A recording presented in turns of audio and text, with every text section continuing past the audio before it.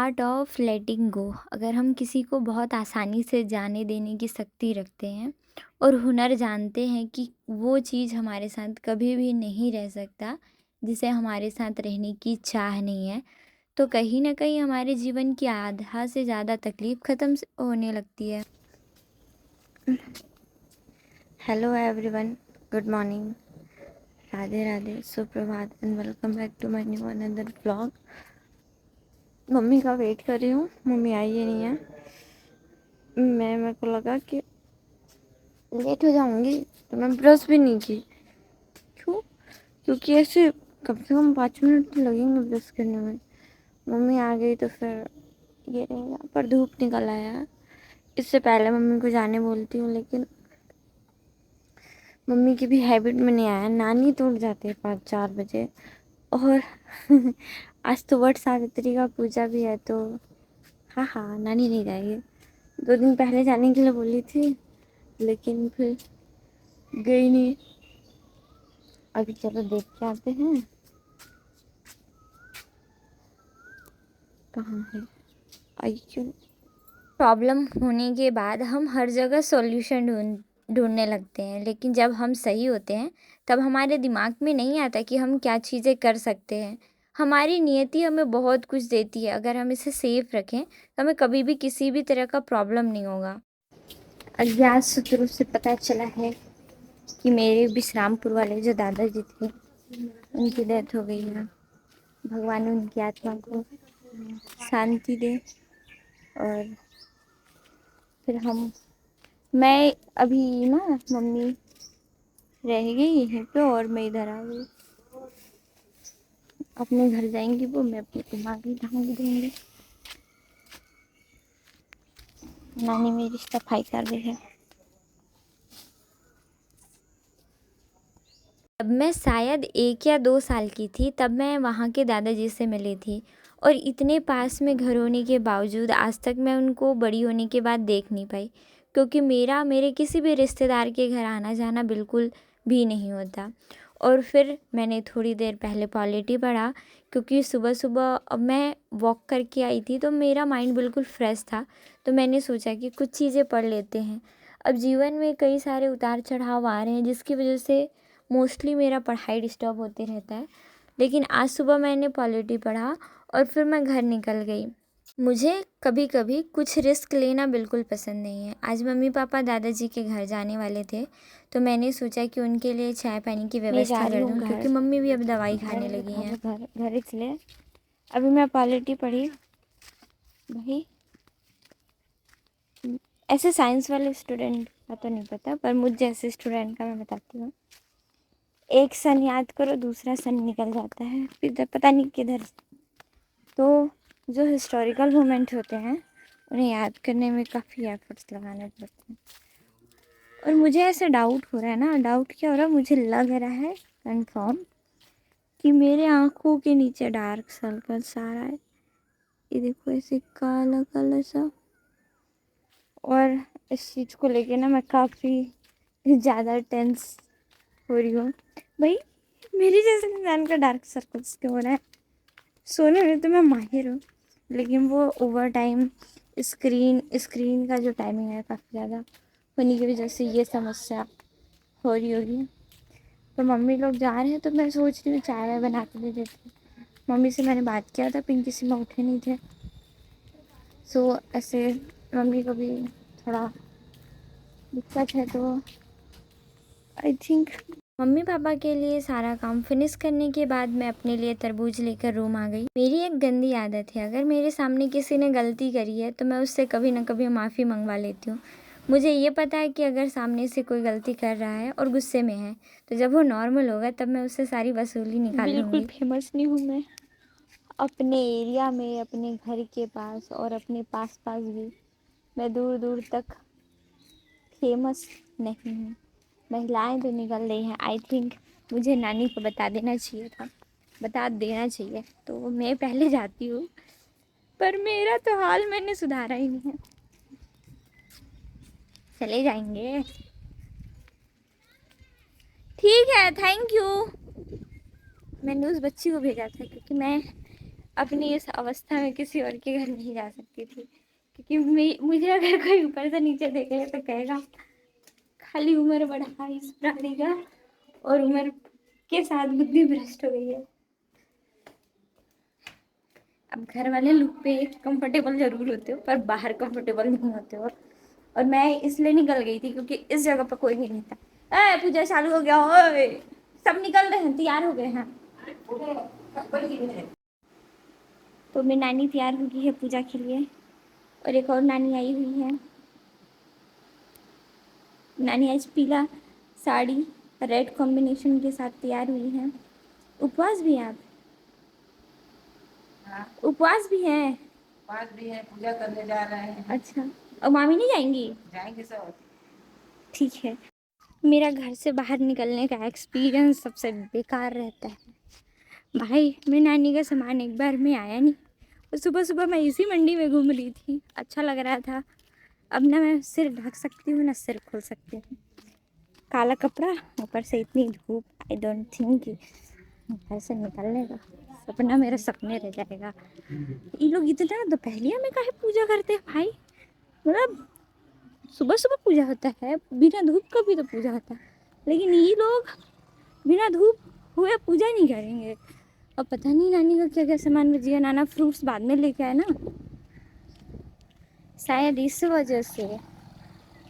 अब मैं तो एकदम हाँफने लगी भाई इतनी से धूप में। मतलब ठीक है, पर इतना भी ठीक नहीं है। मतलब मुझे अच्छा नहीं लगता धूप में आना जाना।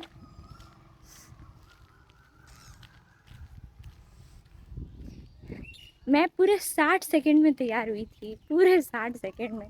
उसमें भी मेरी नानी कह रही थी तेरे को जब जाना था तो लेट कर आ रही है तू, जबकि नानी खुद लेट की है। अपना तैयार हो रही थी भाई कब टाइम से, पता नहीं कितने टाइम से। फिर मैंने कहा चलो हो। और फिर फाइनली जिस चीज़ के लिए मैं थोड़ी सी एक्साइटेड थी कि हाँ कुछ नया चीज़ देखूँगी, वट सावित्री का पूजा, वो देखने गई। लेकिन किस्मत को ये भी मंजूर नहीं। अभी तो सब साधारण सा पूजा पाठ महिलाओं ने शुरू ही किया था। इसे देखकर अच्छा तो लग रहा था। अब मेरे लिए ये सारी चीज़ें बिल्कुल कॉमन इसलिए नहीं होती क्योंकि मैं निकलती ही नहीं हूँ।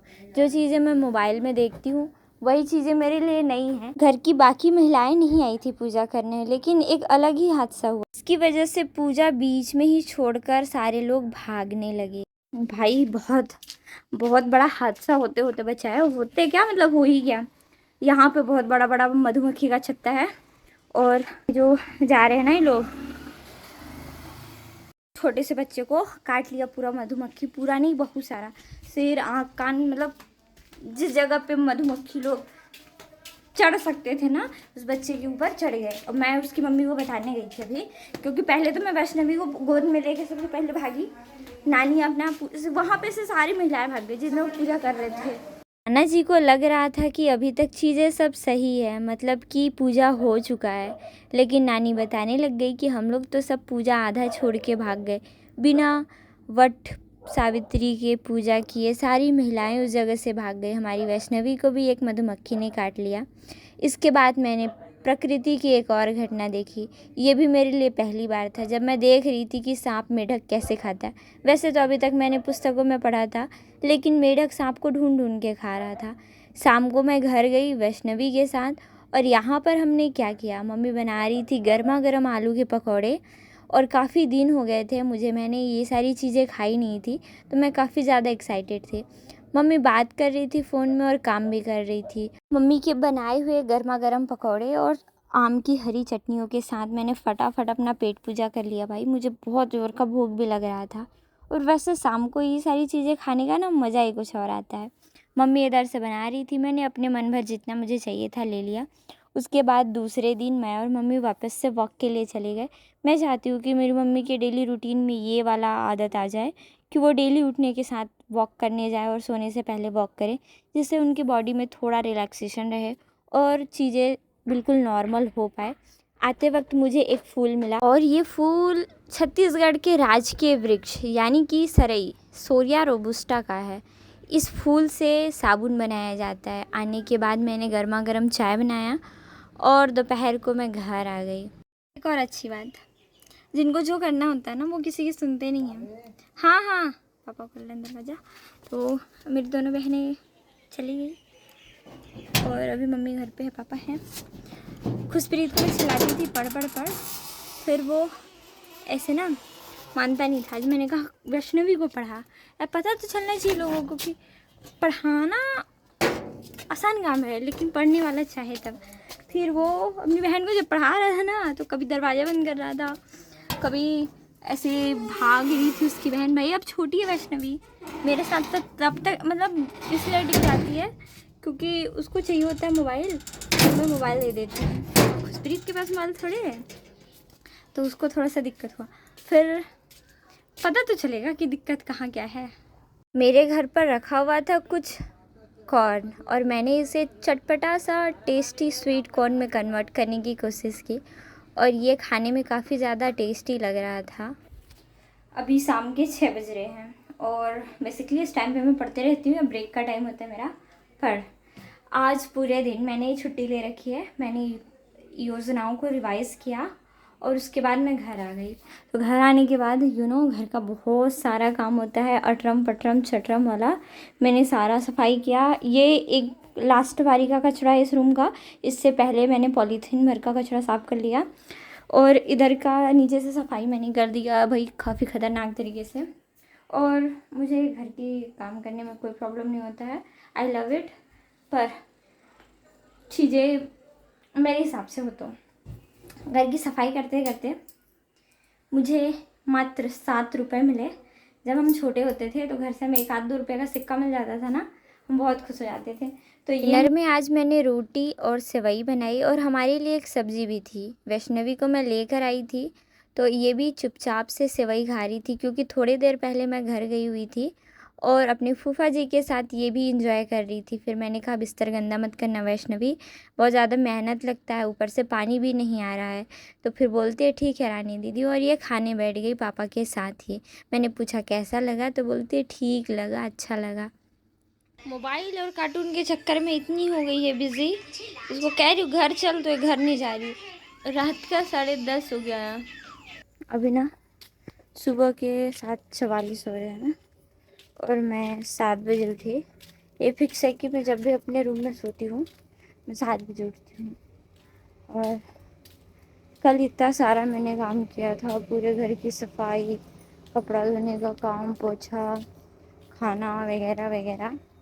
मेरी हालत पूरी पैंचर हो गई थी, वो देख रहे हो इतने सारे कपड़े दिख रहे हैं ना, ये मैंने धोए हैं। और पापा का तो कपड़ा दिख नहीं रहा है, पापा का भी कपड़ा बहुत सारा धोई हूँ, ये तो मम्मी का दिख रहा है।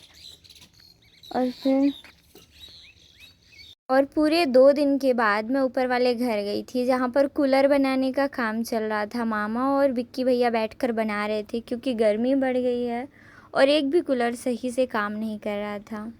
मम्मी के पहले और इधर मामी। और मैं अंधेरे में शायद देख नहीं रही हूँगी, थोड़ी देर के बाद देखूँगी।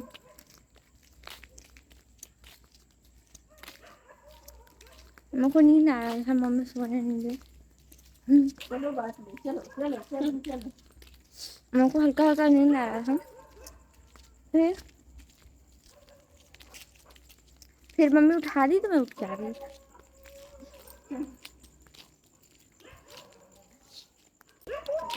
तो ये चोकोबार खा ली मैं।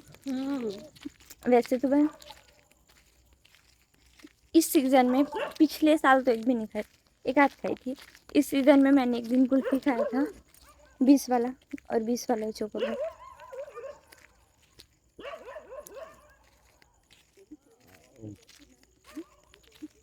क्योंकि आज बहुत टाइम तक लाइट गोल था। थोड़ी ही देर के बाद 2 मोटे लोगों के बीच में कंपटीशन होने लगा कि कौन सबसे ज़्यादा स्पीड चल पाता है। मुझे भी बोला गया, लेकिन मैं तो पीछे से सारी चीज़ों को एंजॉय कर रही थी।